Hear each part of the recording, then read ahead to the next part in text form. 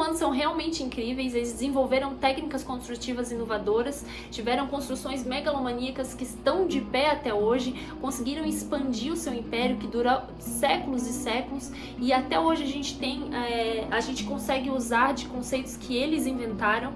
Mas o mais legal de toda essa história é como os romanos formaram o mundo para receber Jesus Cristo. Deixa eu só pegar o meu cafezinho. Sim, eu deixei ele bem ali. Tem que tomar um cafezinho para não poder dormir hoje à noite, né?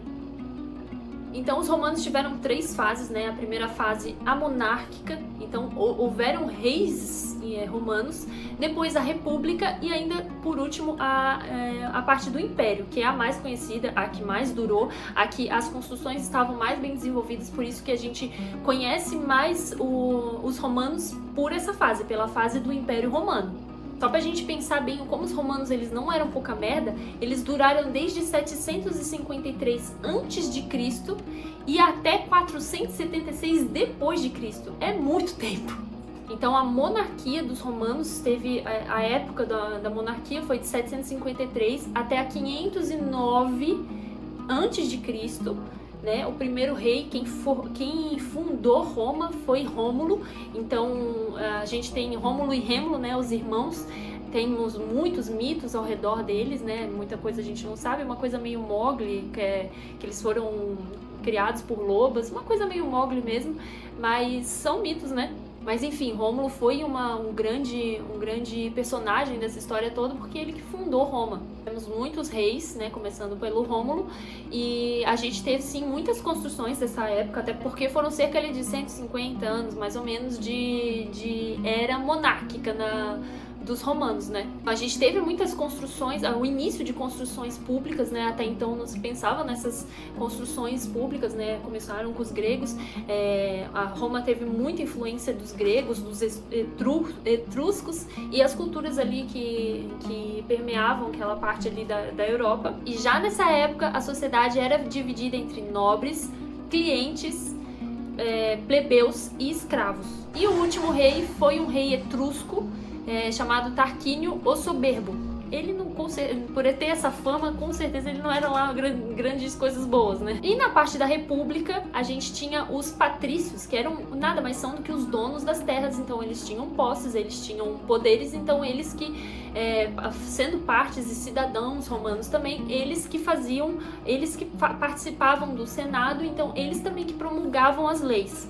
A organização social na República Romana era feita com os patrícios, que eram esses donos de terras, eram os ricaços da época, eram os que estavam com a bola toda, os clientes, que eram os que trabalhavam para os nobres, os plebeus, que também eram proprietários de terras menores, eles também vinham do artesanato, do comércio, e os escravos, que normalmente eram escravos de guerra.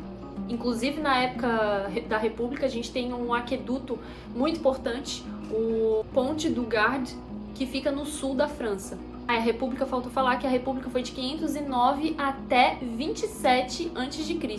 E aí que a gente entra para a parte do Império Romano, que com certeza foi o maior exponente ali dos romanos. Então a gente conhece os romanos justamente por essa parte do Império, que realmente foi quando eles começaram a expandir muito mais o seu território. Então, além da expansão territorial, também culminou, né, muito próximo, olha só como é muita coincidência, o Império Romano começou em 27 a.C., ou seja, uma preparação ali para a vinda de Cristo mesmo, e logo depois, né, depois que Cristo veio, então começou também a expansão do cristianismo. Nessa época a gente tem o começo das construções muito mais monumentais, né? O Coliseu, o Panteão, o Arco de Constantino, todos são dessa época do Império, né? Inclusive o Coliseu foi diversas coisas, ele foi uma pá de coisas, né? Ele já foi templo, ele foi construído para ser um estádio, né? Uma arena de jogos para os romanos. Os romanos já eram muito espertos, eles já tinham essa política do pão e circo há muito tempo, que os nossos políticos usam até hoje com a gente, né? Então eles já usavam essa questão de dar comida e diversão pro povo e o povo ficar quietinho, tá? E o Coliseu que não deixa a gente mentir. O Panteão, ele é um templo, né, para os deuses romanos.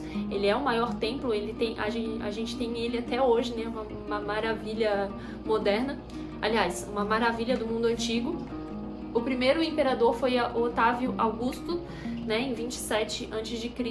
E por meio desse imperador foi facilitado esse sistema um sistema mais eficiente, né, de estradas, de caminhos, conexões entre essas províncias, serviços policiais e de bombeiros, uma moeda romana. Então as trocas entre esse império que se expandia, se tornava muito grande, eram muito mais facilitadas. E como o império começou a se expandir muito, a gente precisava de representantes indo de um lugar para o outro.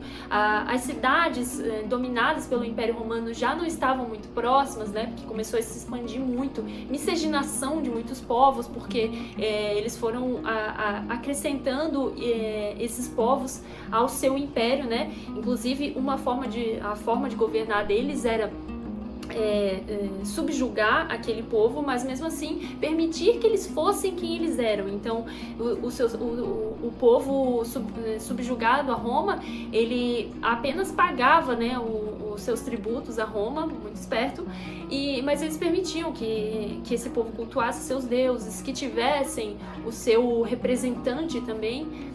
A gente pode ver muito isso na própria época de Jesus, né? Quando a gente consegue ver sobre Herodes o Grande, que ele era meio tantã, ele era o rei dos judeus, né? Então os romanos permitiam que cada grupo ali, né? Cada país que eles foram dominando continuasse com a sua cultura. Óbvio que isso teve uma miscigenação de povos muito grande. O próprio Herodes o Grande, ele foi escolhido para ser o rei dos judeus. Ele não era considerado rei pelos judeus, né? Porque ele vinha de uma família que não era descendente de judeus, porém se eu não me engano, seu avô tinha se convertido ao judaísmo, mas ele não era de sangue, ele não era descendente realmente dos judeus. Então ele era como um falso judeu. Então, como ele estava ali também com Roma, né? Os judeus não viam ele como o verdadeiro rei. Como eu falei, né, o Herodes o Grande, ele era meio biruta mesmo, né, tanto que na própria Bíblia a gente ouve falar sobre o massacre dos bebês, né, dos meninos anterior a 3 anos de idade, por ordem de Herodes o Grande, mas ele foi um grande construtor. Inclusive, como ele já era meio tantã, ele tinha muita mania de perseguição. Então os palácios que ele construiu um palácio em cima da montanha para ele poder fugir, né, dos seus possíveis inimigos. Ele que fez a Cesareia Marítima, foi um grande porto ali na beira do mar Mediterrâneo. Foi obra de Herodes o Grande. Ele fez a Torre de Davi, que não era de Davi, foi ele que fez. O túmulo dos patriarcas. Foi ele que fez também a ampliação do Templo de Jerusalém, né? Jerusalém foi destruído em 40 depois de Cristo, mas foi Herodes o Grande que fez a ampliação. Hoje a gente tem a ruína dela, né? A famosa, o Muro das Lamentações, né? Que só sobrou aquela parte ali mesmo. Ele construiu o Herodion e a Massada, né? Que é esse castelo dele no deserto, em cima de uma montanha, isolado de tudo e de todos, porque ele tinha mesmo alguns parafusos a menos, ele tinha uma certa paranoia com seus possíveis inimigos. E só pra gente se ambientar também, os romanos eles conquistaram Jerusalém em 63 a.C. e só em 27 que eles se tornam império, né? O Império Romano. As cidades cresciam muito, as pessoas estavam seguras como você tinha um imperador cuidando de você, do seu povo, você se sentia seguro a estar numa cidade. A gente vê que depois da queda do Império Romano, o povo saiu das cidades, então as cidades começaram a diminuir de pessoas, porque principalmente os nobres, eles tinham muito medo de uma invasão bárbara, então eles fugiam das cidades. Então, com essas cidades aumentando, o povo aumentando, precisava ter infraestrutura, o esgoto desenvolvido. E o engraçado é que ele já tinha um sistema de esgoto que funcionava, e hoje aqui no Brasil a gente ainda não tem muito bem. Na minha própria cidade mesmo, a gente não tem sistema de esgoto ainda. Das invenções em arquitetura dos romanos, a gente teve a mais simbólica que a gente tem é a cúpula, né? Ela é usada em estilos arquitetônicos desde dos romanos até hoje. Cúpula normalmente eles usavam, e ainda é usado, né, como a parte central, para destacar a parte central de algum edifício. Então, onde ali no seu interior tinha maior importância, era colocado uma cúpula, e a gente sabia visualmente já aonde seria a importância daquele edifício e a importância da onde ele estava circundando.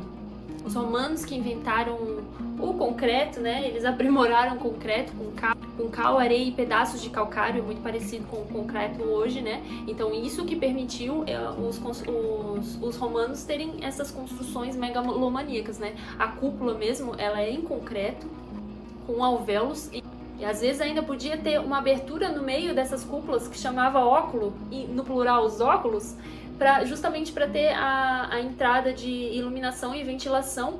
E com um estudo bem feito e eles eram muito bons nisso, com um estudo bem feito da trajetória solar, a gente, em determinados momentos do dia ou do ano, a gente conseguia apontar a entrada dessa luz natural, apontar para algo específico lá dentro da construção, justamente para dar ênfase divina a alguma coisa.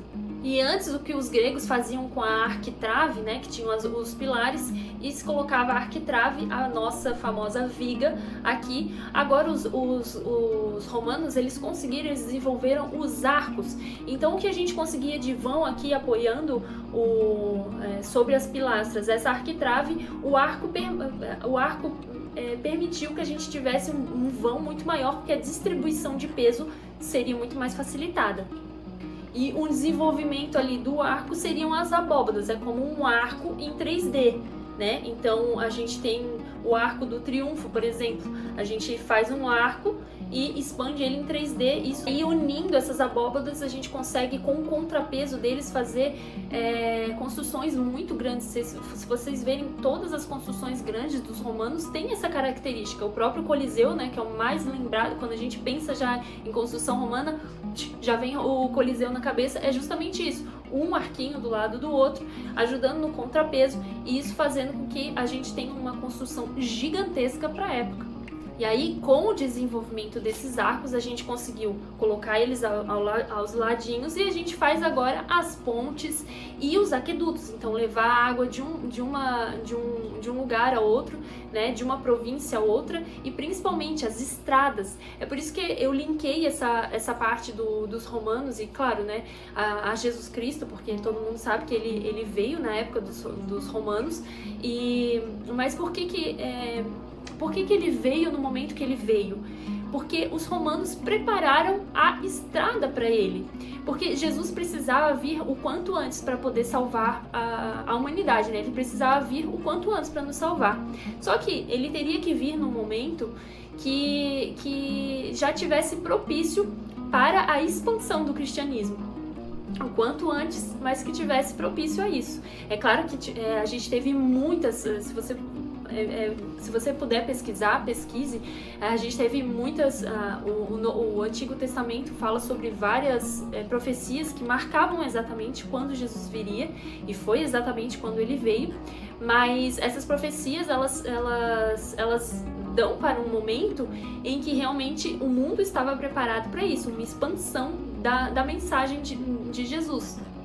Então, os romanos, preparando as cidades, unindo as estradas, facilitando isso, facilitou também para que Jesus pudesse vir, dar a sua mensagem, e os discípulos passassem essa mensagem adiante muito mais fácil, inclusive com uma língua universal, que era o grego, né? Então, o Novo Testamento foi escrito em grego e foi passado adiante muito mais fácil do que um pouquinho antes. Não, se ele viesse um pouquinho antes, essa construção, esse momento seria muito mais difícil.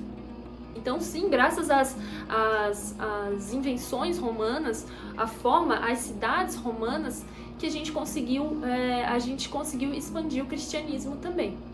E é óbvio que nada foi por acaso. Então, sim, a gente tem muito que agradecer aos romanos, a gente usa das técnicas desenvolvidas por eles até hoje, a gente consegue, através desse olhar desenvolvido por eles, ver a harmonia da arquitetura, o classicismo, né, veio disso. É bonito de se ver, né? A linha do tempo, da história sendo traçada, as sociedades se desenvolvendo, a arquitetura junto com elas, porque faz parte da cidade, se desenvolvendo e se aprimorando a partir de sociedades anteriores, tudo andando certinho até chegar ao modernismo. Aí vem o modernismo, faz aquela bonita daquela ruptura dizendo, não, eu não preciso de nada que foi desenvolvido por milênios até hoje, vamos construir e desconstruir, na verdade, tudo do zero. Pensando bem, não tinha como ter dado certo, né? E não deu. Mas isso é assunto para um outro vídeo.